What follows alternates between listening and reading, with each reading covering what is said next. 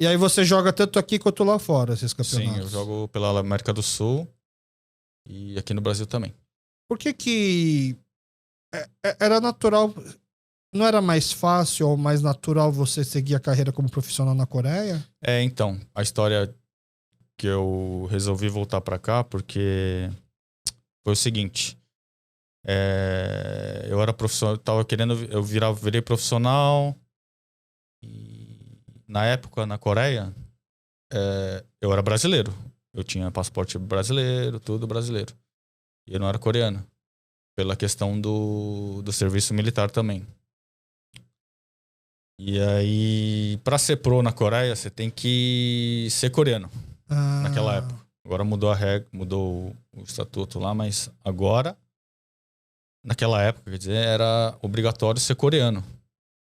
Então eu não podia jogar torneios, não podia participar de torneios. E a jogando que vai melhorando também. E aí eu fui pra China. Eu joguei 1 ano na China, indo e voltando na Coreia. E o cenário do golfe da China é bem evoluído também? Então, naquela época era boa. Agora caiu um pouco. Ah, é? Acho que depois, um pouquinho antes da pandemia já tava caindo. Aí com a pandemia já acabou. Mas começou a cair porque não era um esporte mais popular, assim? Não sei também. Acho que era falta de patrocínio, falta de interesse mesmo. Ah, tá. Porque na minha época, por ano, tinha uns 7 torneios com uma bolsa relativamente boa. Bolsa de prêmio, né? Eu acho que isso é um fenômeno meio que do esporte, porque agora que você comentou, eu lembro que nessa época, por exemplo, os times chineses estavam contratando um monte de jogador da Europa, do Brasil, e aí de repente do nada parou. Assim, como se meio que o dinheiro tivesse secado em relação ao esporte. Acho que foi bem isso também lá na China. Entendi.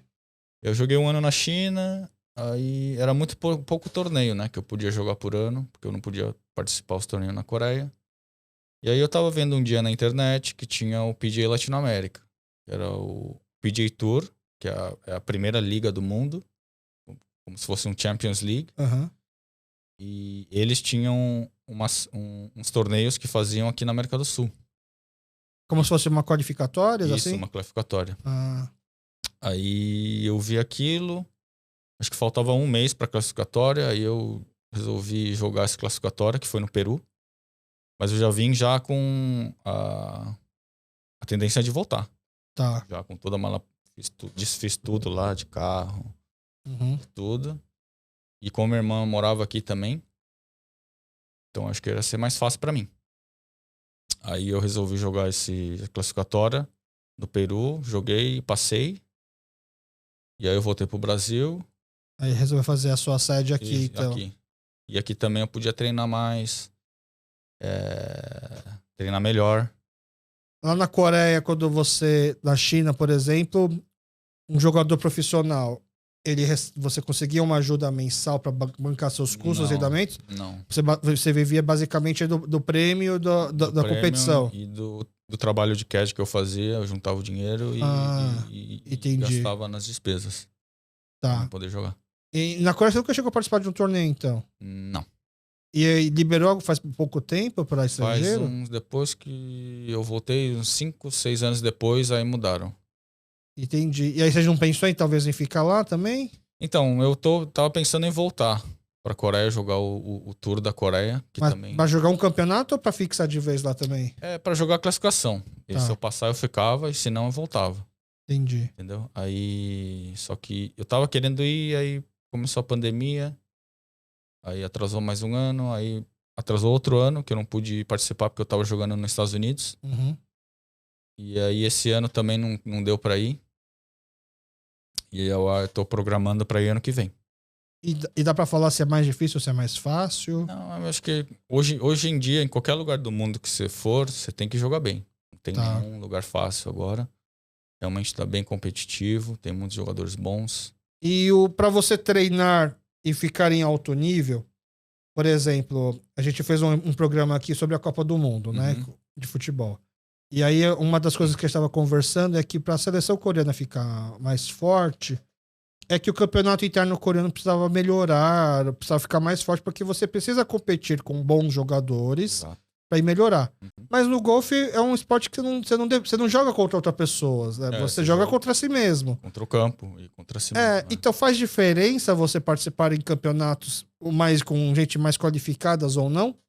Claro, faz bastante diferença. Em que aspecto aqui? Psicológico? Psicológico também, você acaba tendo mais concentração, você tem aquela vontade de melhorar, você treina mais, você vê jogadores bons fazendo swing, batendo na bola e querendo ou não, você aprende alguma coisa. Ah, dá pra você ver a forma dos outros jogarem. E é mais fácil você entender como ele pensou no mesmo campo que você já joga pra você entender qual foi a forma do raciocínio. E os campos do Brasil e da Coreia tem muita diferença? Sim, a grama principalmente é diferente. O tipo de grama, porque tem inúmeros tipos de gramas. Mas não é qualidade, é só o tipo. É o tipo. Tá. E a grama que tem aqui no Brasil é um pouco mais densa, é um pouco mais, vamos dizer, um pouquinho mais difícil de pegar o jeito no começo. Mas na Coreia não. Coreia é mais, parece um jardim mesmo, na Coreia. É mais parecido com o nível americano? Não, o nível americano é parecido mais com aqui. Ah, é? Os campos de golfe da Coreia falam que são melhores que os dos Estados Unidos, assim? Em termos de qualidade, alguns sim. Tem campos muito bons, também muito privados também tem. Eu vi uma matéria falando de uma onda do pessoal que tava querendo jogar golfe à noite. Tem bastante também. Na Coreia também tem. Então, isso é uma coisa... Aqui no Brasil também tem isso? Aqui no Brasil, infelizmente, não temos ainda. Você acha que faz diferença jogar à noite ou de dia? Não, é questão de... Acho que é do calor, né? À tarde, no verãozão, assim. O calor à tarde é ruim de jogar, né?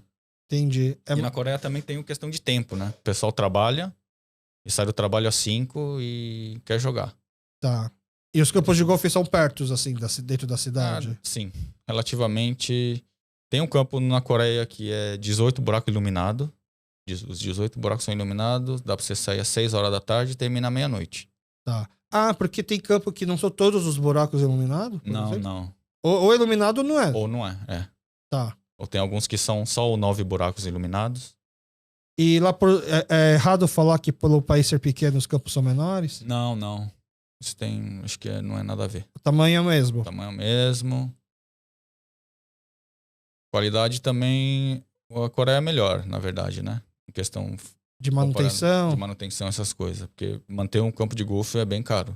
Entendi. Porque... Eu vi algumas matérias, né? Assim, pra eu não ficar parecendo um grande idiota no golfe, eu comecei a estudar um pouco pra me preparar, né? Até porque, assim,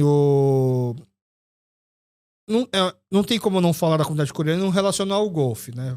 Aqui é um esporte muito presente. E aí eu ouvi umas matérias das pessoas falando assim que a gente está tentando popularizar o golfe no Brasil porque o golfe não precisa ser não é um esporte elitista.